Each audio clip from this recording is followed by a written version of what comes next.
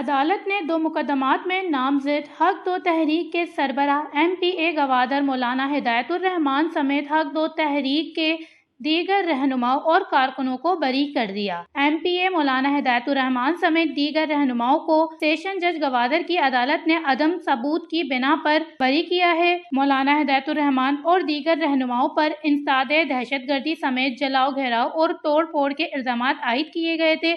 جن مقدمات میں ان رہنماؤں کی بریت ہوئی ہے، ان میں MPA مولانا ہدایت الرحمان کے علاوہ حق دو تحریک کے مرکزی رہنما حفیظ کیاضئی، وائس چیئرمین بلدیہ گوادر ماجد جوہر، بشیر ہود، چیئرمین اللہ بخش اور دیگر شامل ہیں۔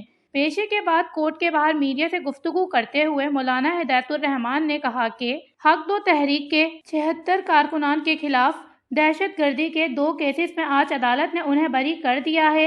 ان کا کہنا تھا، ہم اپنی قوم اور سرزمین کے لیے جو جدوجہد کر رہے ہیں اس میں اللہ تعالی ہمیں کامیاب کریں گے۔ پہلے بھی قوم سرزمین کے لیے جدوجہد کی تھی، آئندہ بھی جدوجہد جاری رکھیں گے۔ وش نیوز گوادر، بلوچستان۔